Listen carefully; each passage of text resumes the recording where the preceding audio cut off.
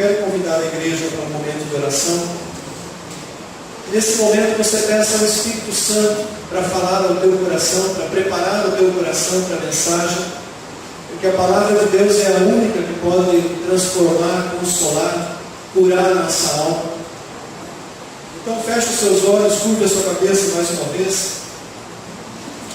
e ore ao Espírito de Deus que habita em nós. Dá-nos agora desse alimento precioso que é a palavra do Senhor. Abre o nosso entendimento para a mensagem que o Senhor tem essa noite para a tua igreja. O Espírito Santo de Deus, usa-me segundo a tua graça, segundo o teu favor. E abençoa, Senhor, esse lugar de modo que essa semente não seja perdida, não seja roubada. Por isso também repreendemos toda a ação do inimigo. Repreendemos toda a ação de Satanás, todo espírito causador de distração, de esquecimento. Senhor, que nesse momento as nossas mentes estejam voltadas unicamente à Tua Palavra, em nome do Senhor Jesus Cristo. Assim eu oro, também agradeço. Amém. Glória a Deus. Lucas capítulo 22. Versículos 31 e 32.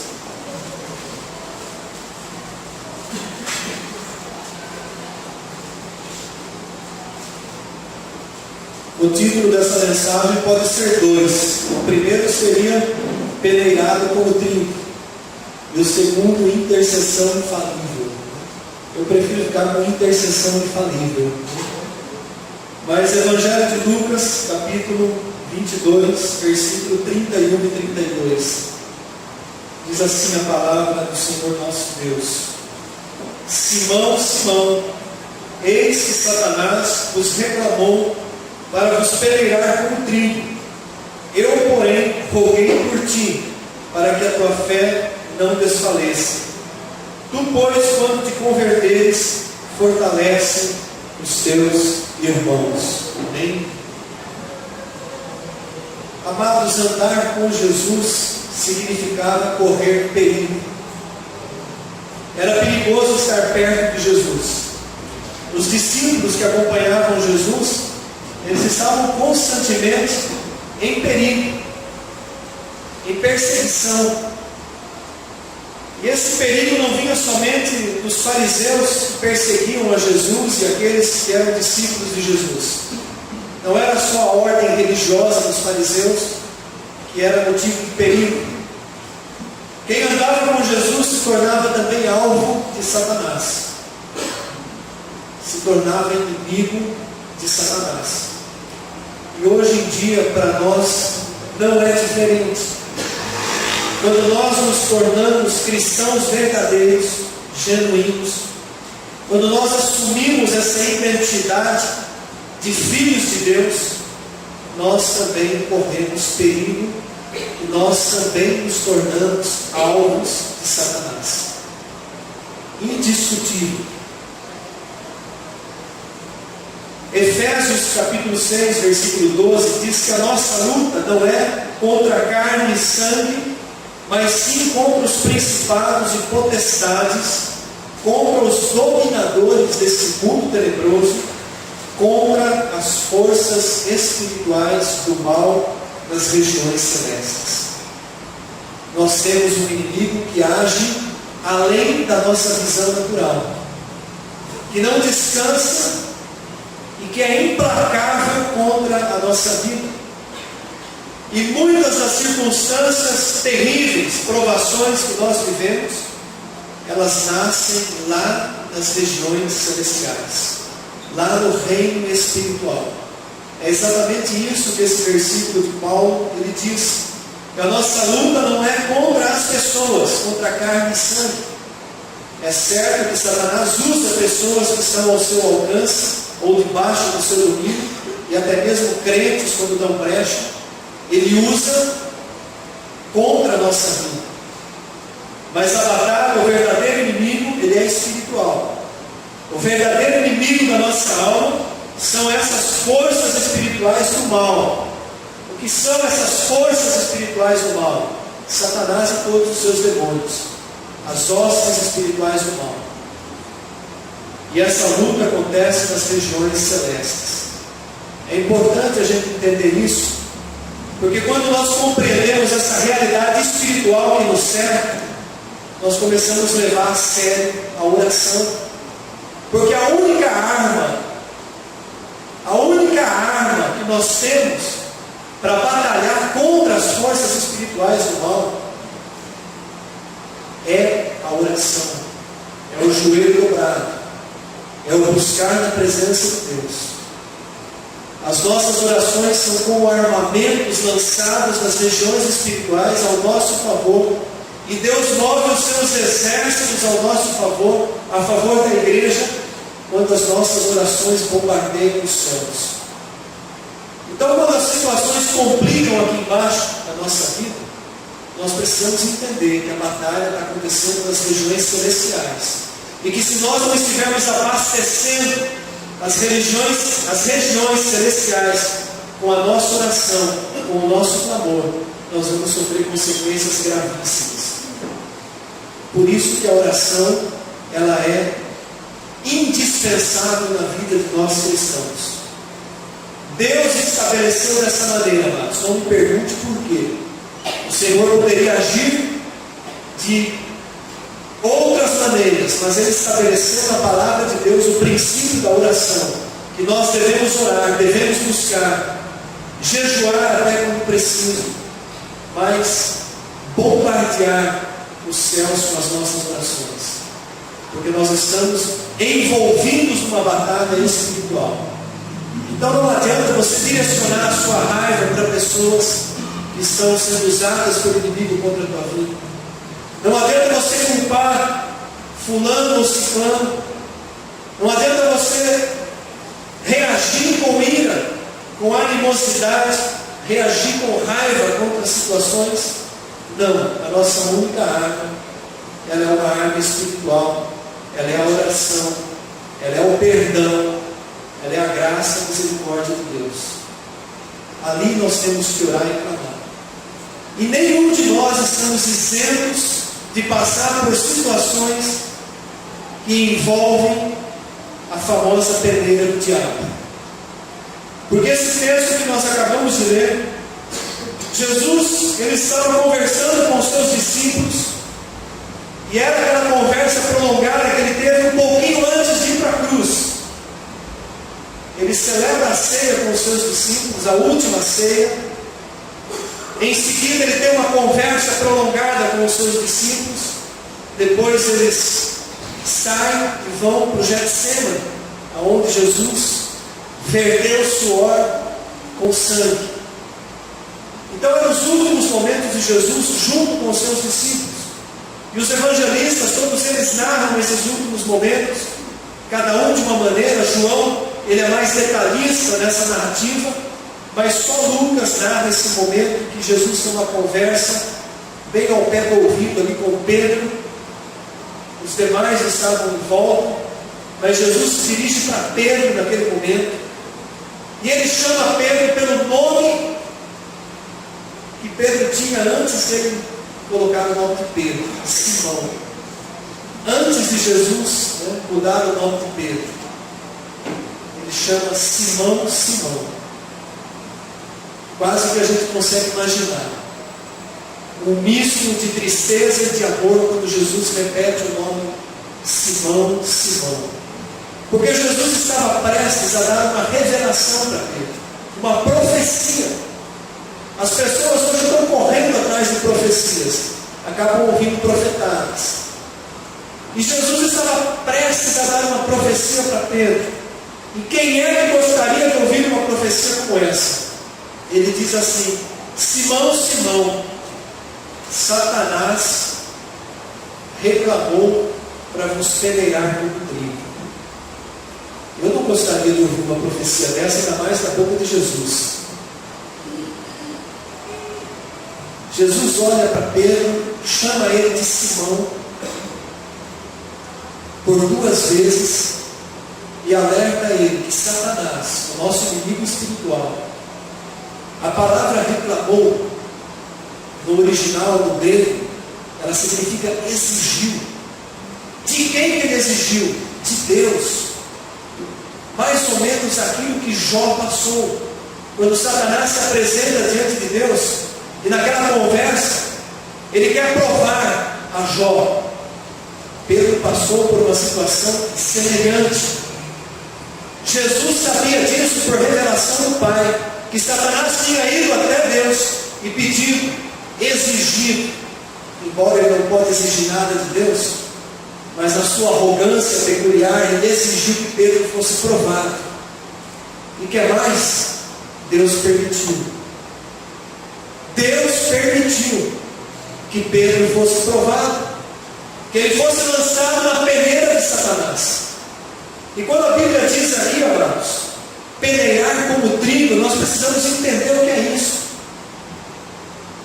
O trigo, antes de ser peneirado, ele precisa ser batido. Você pega, naquela época era assim, era tudo manual. Você pega o feixe e bate o molho do feixe para separar os grãos.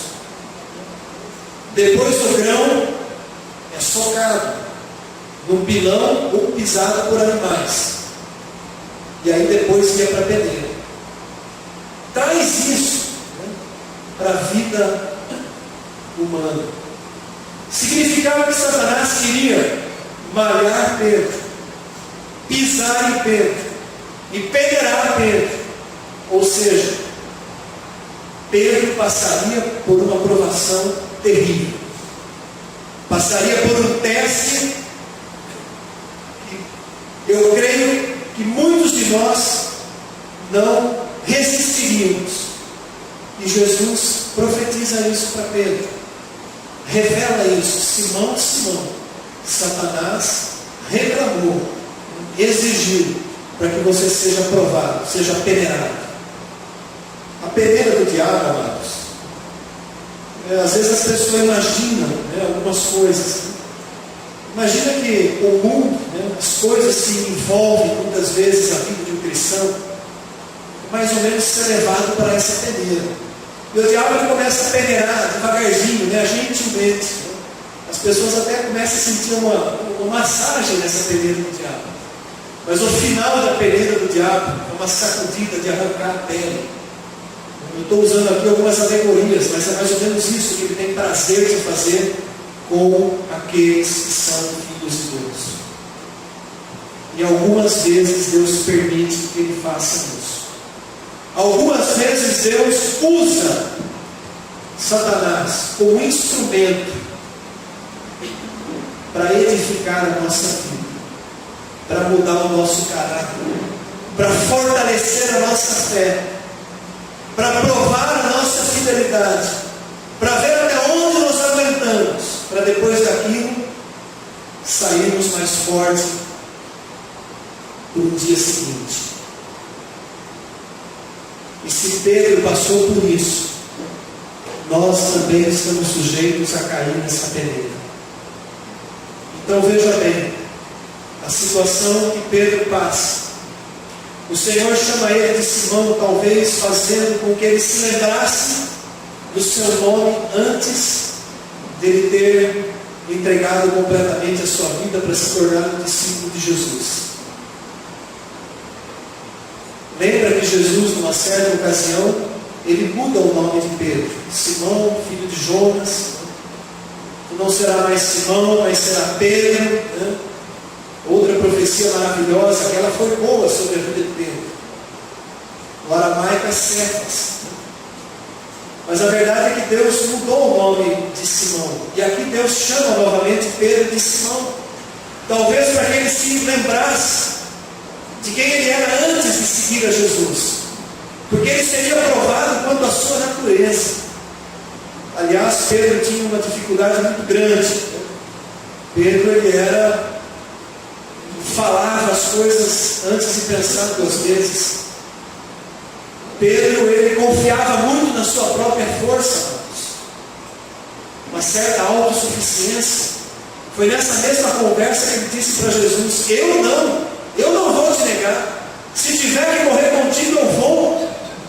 E Jesus fala: ainda hoje, antes que o cara cante 3 vezes, você vai me negar. É a mesma passagem. As palavras de Jesus alertavam a Pedro que ele seria provado quanto à sua natureza humana. Ele passaria por uma peneira. O príncipe desse mundo queria pôr Pedro numa peneira, passar uma prova. Queria ver se Pedro se mantinha fiel. Essa era a provação que ele tinha que passar. E Jesus, ele até disse que haveria um fracasso, que Pedro, ele não suportaria. Olha, você vai me negar. Não, Senhor, de jeito nenhum. Entende, amados? A nossa natureza humana ela é sujeita a fracassos, a quedas. Mas, amados, Jesus também, ele traz uma segunda parte dessa palavra, que nós também precisamos guardar firmemente no nosso coração. Após ele revelar para Pedro que Pedro seria provado, ele diz também: eu, porém, roguei por ti. Aqui está, amados, o segredo. Havia uma intercessão do próprio Filho de Deus pela vida de Pedro. Eu também roguei por ti para que a tua fé não desfaleça. Pedro, você vai passar por essa peneira, por essa provação, mas eu já roguei por ti ao Pai. O intercessor infalível estava ali dizendo que ele havia rogado pela vida de Pedro. Amados, quando nós viermos a passar por provações terríveis na nossa vida, e elas virão, nós não podemos esquecer que há um intercessor, nada mais, nada menos que o próprio Senhor Jesus Cristo. O intercessor infalível. Nós compartilhamos isso hoje na nossa classe de catecúmenos. Há um intercessor sobre a nossa vida. Ainda que Satanás nos queira bater, malhar, jogar na peneira, chacoalhar, há um intercessor. E mediante a palavra desse intercessor, o nosso inimigo não pode dar um passo além do que Deus permitiu. Assim como foi a aprovação de Jó, Satanás só pôde ir até onde Deus permitiu. E aqui o Senhor diz para Pedro: eu, porém, roguei por ti, para que a tua fé não desfaleça. Ele roga também por nós, amados. O Senhor Jesus é também o nosso intercessor de todos aqueles que creram. Abra sua Bíblia em Hebreus capítulo 7, versículo 25.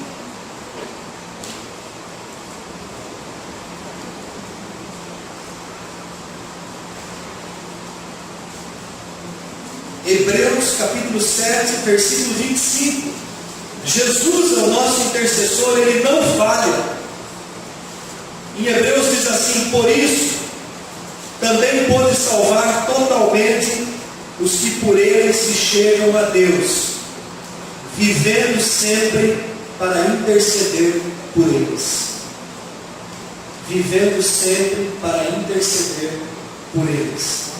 Provações todos nós passamos, mas temos um intercessor. Eu fiquei muito comovido com o testemunho do pastor Eduardo, que pregou aqui na quinta-feira no culto de ação de graças, quando ele disse que o momento mais difícil da vida dele e da esposa foi quando ele perdeu um filho de 32 anos num acidente de carro próximo de Campinas. E o jovem estava no segundo ano de seminário, se dirigindo para ser pastor também. E ele deu esse testemunho durante a mensagem. E ele disse também que é possível você dar graças a Deus mesmo nos momentos terríveis da nossa vida. A hora que eu ouvi aquilo, eu não quis nem me colocar no lugar dele, de imaginar uma situação como aquela. Mas Deus intercede por nós. O próprio Jesus, sendo Deus, intercede por nós para que tenhamos força de suportar todos os momentos pelos quais tivermos que passar nessa vida. E isso para nós, amados, é uma palavra de consolo muito grande. 1 João 2,1, ele diz que temos um advogado junto ao Pai, Jesus Cristo, o justo. Eu quero também que você abra a sua Bíblia em João 17, versículo 9, que foi um dos versículos que compartilhamos hoje na classe da escola dominical, quando Jesus ele se coloca como intercessor naquela oração sacerdotal que ele faz. Em João 17, Evangelho de João 17, versículo 9, ele diz assim: é por eles que eu rogo, não rogo pelo mundo, mas por aqueles que me deste, porque são teus. Jesus intercede por nós. Uma coisa que pode trazer também uma paz imensa ao nosso coração é que se Jesus intercede por nós, por aqueles a quem o Pai deu, é que jamais, guarde isso no teu coração por uma vez, de uma vez para todas, jamais perdemos a salvação. Ainda que algumas denominações ensinem de maneira errada, se Jesus intercede por aqueles que foram salvos, você acredita que alguém pode perder a salvação? Você acredita que o Pai vai rejeitar a intercessão do Filho? Então, uma vez que a nossa vida foi verdadeiramente entregue a Jesus como Senhor e Salvador, uma vez que o Espírito Santo fez morada no nosso coração, você acha que Ele vai sair e nos abandonar? Mas há heresias que ensinam isso. Aqueles que verdadeiramente nasceram de novo, nasceram do Espírito, já têm um destino eterno que é o céu.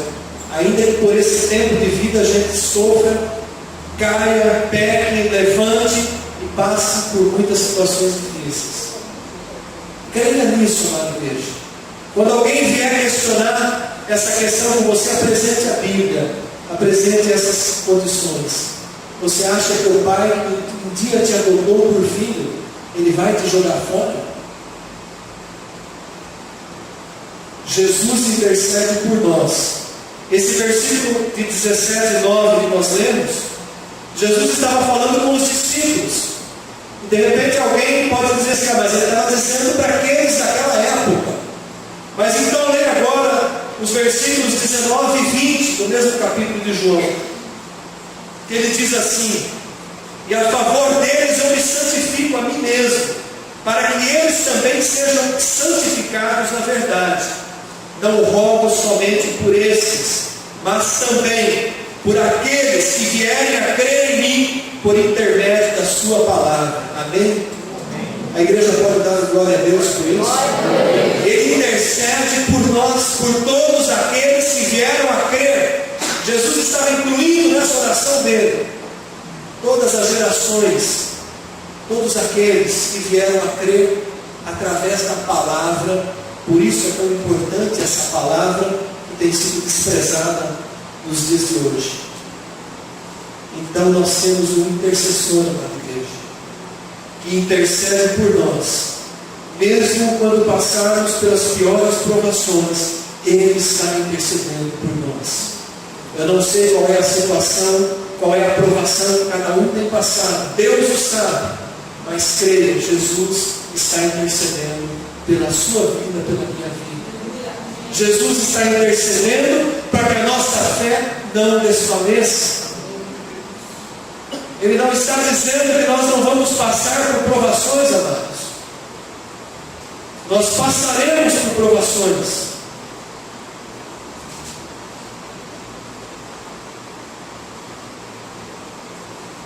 Ele disse que passaremos por provações. João 16:33, essas coisas vos tenho dito para que tenhais paz em mim. No mundo passais por aflições, mas tende bom ânimo, eu venci o mundo. No mundo nós vamos passar, de vez em quando vamos cair na peneira do diabo, mas não tenha medo, Ele intercede por nós, Ele venceu por nós, Ele diz: tende bom ânimo, eu venci o mundo. Então, amada igreja, nós devemos descansar a nossa vida nessas palavras do Senhor Jesus. Se a gente quiser aprofundar um pouquinho mais nesse texto, nós vamos ver que a última parte dessa mensagem, Jesus, depois de revelar que Pedro passaria pela peneira do diabo, depois de dizer que estaria intercedendo pela vida de Pedro para que a fé de Pedro não desfalecesse, ele diz assim: tu, pois, depois, quando te converteres, fortalece os teus irmãos. Isso cabe para nós também. Nós precisamos fazer uma exegese mais profunda dessa palavra, converter. Porque eu já ouvi, de professores no passado que Pedro ainda não era convertido. Misericórdia. Fazia 3 anos e meio que ele andava com Jesus. Ele já tinha deixado tudo para trás. O negócio de pesca. Tinha colocado a sua vida completamente na mão de Jesus. Então é uma coisa completamente fora de noção dizer que Pedro ainda não era convertido. Conversão aqui não significa retorno à salvação. Isso seria também uma heresia. Dizer que Pedro tinha caído, apostatou da fé e ia voltar de novo. Absolutamente não é isso que Jesus estava dizendo. Quando esse texto foi traduzido do grego para nós, a palavra exata é converter mesmo. Mas o sentido dessa palavra, amados, é levantar-se. Pedro iria cair, mas ele se levantaria. E depois que ele estivesse aprumado de pé, ele deveria ajudar os seus irmãos, que também iriam cair, que também se levantariam. Então, para entendermos melhor esse texto, nós teríamos que ler ele da seguinte maneira: tu, pois, quando te levantares, fortalece os teus irmãos. Pedro já era convertido há muito tempo, já tinha nascido de novo, andava com Cristo, servia a Cristo, discípulo, apóstolo, não como esses de hoje em dia, apóstolo verdadeiro. Acontece que Pedro também tinha uma natureza humana que era provada, e naquele momento Jesus diz: Simão, Simão, Satanás te requereu para te peneirar, mas eu intercedi ao Pai pela tua vida, para que a tua fé não desfaleça. Tu, pois, quando te levantares, Jesus estava dizendo: você vai cair, meu irmão. Você vai passar por uma provação, você vai cair. Não confia na sua própria força, não confia aí na palavra que você morreria por mim. Você vai cair, mas você vai se levantar. Amém? Quantas vezes nós também caímos, mas nos levantamos, porque temos um intercessor por nós, que não nos deixa cairmos. O nosso intercessor não nos deixa no chão. Então, Jesus profetiza a Pedro que ele se levantaria, e quando ele se levantasse, a palavra pode ser também traduzida como reviravolta. Vai cair, mas vai se levantar. Sacode a poeira da volta por cima, né? Assim, Pedro seria usado para fortalecer os seus irmãos. Por isso ele foi o Pedro de Atos, coluna da igreja, o apóstolo que no final morreu por Cristo. Não quis ser crucificado como seu Senhor, né?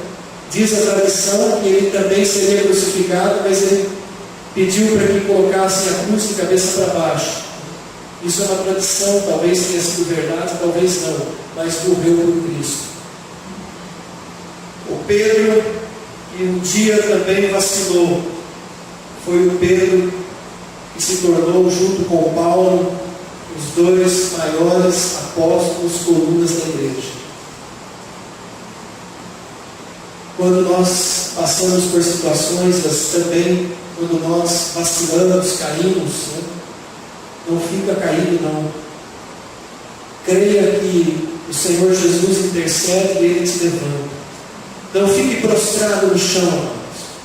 O Senhor é quem levanta. Confia, crê nesse Deus que nos coloca de pé quando os momentos são mais difíceis na nossa vida. Que essa palavra possa trazer paz no nosso coração. Eu quero encerrar com um texto desse Pedro que caiu, que que se levantou mais de uma vez, que morreu perseverante e foi um homem fiel, e que no final da sua carreira ele escreve para a igreja. E eu quero terminar essa pregação, essa mensagem, com essas palavras que Pedro escreveu lá em 1 Pedro capítulo 4, de 12 a 14. Não tenha medo de passar pelas provações, pelas lutas, porque o Senhor é conosco. 1 Pedro capítulo 4, do 12 ao 14.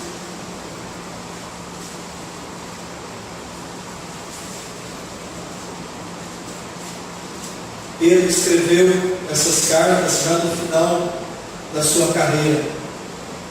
E aqui ele diz assim para toda a igreja. Ele diz para cada um de nós somos a igreja hoje. Ele diz assim: amados, não estranheis o fogo ardente que surge no meio de vós, destinado a provar-vos, como se alguma coisa extraordinária vos estivesse acontecendo. Pelo contrário, alegrai-vos na medida em que sois coparticipantes dos sofrimentos de Cristo, para que também na revelação de sua glória vos alegreis exultando.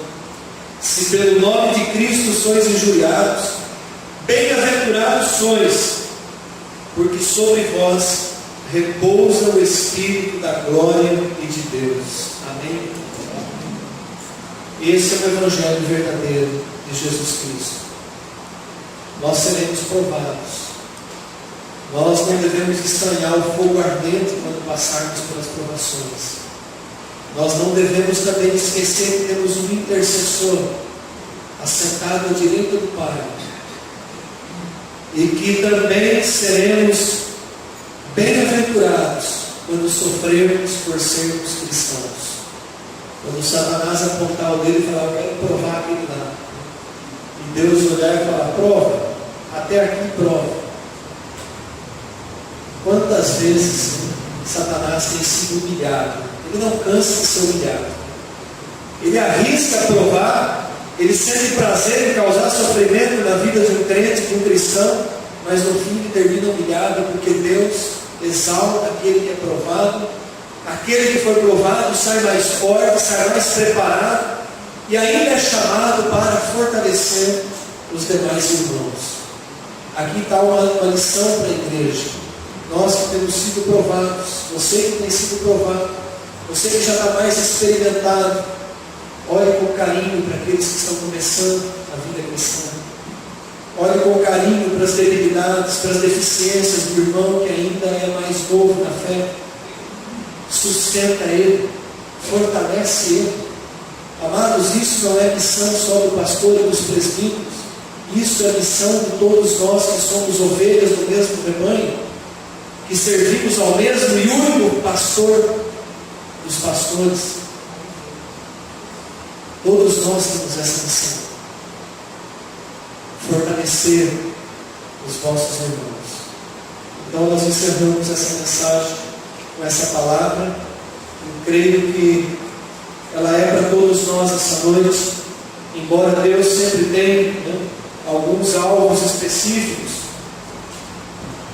Uma coisa que eu me lembro no começo da minha caminhada, após conversão, é que parecia que o pastor não conhecia a minha vida.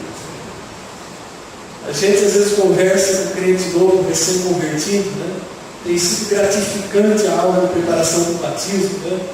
Nossa irmã Rosimara, não a Rose do Paulo, a do Eduardo, a Rose irmã do Márcio Pedro. Ela tem dado cada testemunho na aula que tem assim encantado. Às vezes até chora junto, Márcio? Como Deus fala assim, rápido, Era assim também, Eu até comentei, olha, parece que eu ia para a igreja, para o culto, para a escola dominical, e alguém tinha revelado a minha vida. E a palavra vinha e tudo que acontecia parecia que era para mim, e era. Esse é o carinho do Pai. Depois que a gente vai ficando mais maduro, mais calejado, o Pai começa a tratar de outro jeito, porque nós não somos mais crianças que estamos engatinhando, tomando leitinho. Nós crescemos, E aí o pai também começa a tratar de outro jeito, para que a nossa maturidade espiritual ela se desenvolva. Então, de repente, o pai já não responde mais assim tão rapidamente. Você precisa orar mais, né? Precisa buscar mais. É assim que Deus vai tratando. Né? Responde de uma maneira mais difícil. Agora você tem que ler a palavra para Deus responder. Né? Aliás, ultimamente Deus só me responde da palavra. Senhor, era tão bom aqueles sonhos, né? Às vezes eu respondia com sonho. Né? É gostoso ter um sonho espiritual, uma visão. Né? Ou quando Deus tocava um irmão, uma irmã, e essa pessoa vinha só para falar com a gente: olha, eu estava orando, Deus me tocou a falar isso para você. Mas quando a gente começa a ficar mais calejado, mais maduro, né, é que é para a gente ser usado por Deus para isso, para abençoar os mais novos, fortalecer os mais novos. Mas ainda assim o pai reserva muito carinho, né, dos mais maduros, né, Vanderlei, Henrique, Gilmar, Chico, né? O pai ainda dá muito carinho, né, para os mais maduros, né, Dona Cruz, né? A gente vê às vezes o pai tratando com carinho também, né, os que a gente chama anciãos, né? O nosso pai, ele trata cada um com um amor imensurável, particular. Ele tem um jeito particular de tratar cada um de nós. Então, essa mensagem fique no nosso coração. Não tenha medo de passar pelas provações. Como o pastor Eduardo disse quinta-feira, glorifique a Deus também no meio das provações. Dê graças a Deus também. Não te esqueças do teu intercessor, porque ele também te levantará em nome de Jesus. Amém? Então vamos levantar as nossas mãos. Que a graça e a paz do Senhor Jesus Cristo, o amor do Pai, a comunhão do Espírito Santo permaneça conosco. Amém. Glória a Deus. Eu desejo a todos uma semana de vitória, uma semana abençoada, em nome de Jesus. Abraço.